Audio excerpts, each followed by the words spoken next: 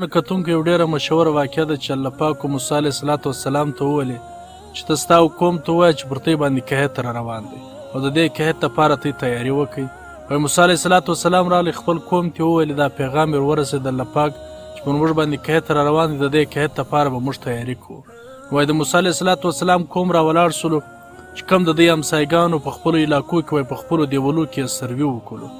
وایي د دې سروي مقصد دا او دوی دا وویلې که چیرې دا د سختۍ په حالت کې او دا د سختۍ په وخت کې او دا د قحط په وخت کې موږ در دا سروي او خپلو همسایګانو سره د هغو خیر خبره کړو. او د دې سروي یو بل مقصد دا ولو چې موږ به د خپلو پړوسیانو امداد هم کوو او یو به د هغو په حال باندې هم ځان خبرو. نو چې څه وخت تیر سول وایي بیا د موسی علیه صلات وسلام پر قوم باندې قحط نه راغلی. وایي بیا موسی علیه صلات وسلام الله پاک ته عرض وکړي چې الله تعالی ستا پر قوم باندې قحط را روان دی او تی د هغه قحط دپاره تیاري وکړي.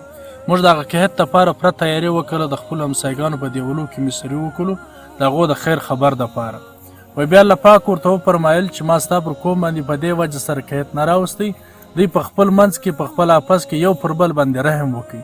د دې رحم په وجه باندې ما هم پر دوی باندې رحم وکړي نو مې پر دوی باندې قحط نه راوستی. ګرانو کتونکو زموږ دپاره هم دا پکار دی چې دا د ګرانۍ او دا د سختۍ په دور کې موږ ته یو د بل سره د رحم معامله وکړو. ولې حدیث قدسي د الله پاک فرمایي چې دوی د مځکو پر ولا باندې رحم وکړي د اسمانو ولا به پر دوی باندې رحم وکړي. دوی ته اوس دا پکار ده چې د خپلو همسایګانو د خپلوانو د عاجزانو د رشته دارانو د هغو خیر خبر واخلو د هغو سره کم جایز تعاون موږ ته کوی سو د هغو هغه ضرورت ورکړو. اکثره که چیرې موږ ته وګورو که حکومت یو شی لږ ګران کړي تاجران دا شی 3 ګونه ګران کړي او بیا که چیرې موږ دا د مهنګایي په وخت کې تاجران څه پوښتنه وکړو نو دوی د دې ګور د شانو ذمهواره چې دی هغه صرف حکومت بولي. او د حکومت څه باید چې موږ ګیله وکړو لیکن سات پر خپلو اعمالو باندې هم نظرثاني وکړو. موږ چیرې د الله څخه د رحمت امید ساتو نو زموږ دپاره دا پکار دی چې موږ پر خپلو اعمالو باندې هم نظرثاني وکړو خپلو اعمالو ته وګورو. ولې چې د عربي یو ډېر مشهوره قول دی چې اعمالکم اعمالکم ستي عملونه چې دي هغه پر تی باندې حکمرانان دي. نو که چیرې موږ غواړو چې موږ پر خپلو ځانو باندې ښه حالات راولو ښه حکمرانان راولو نو دې دپاره پکار دی چې موږ الله راضي کړو.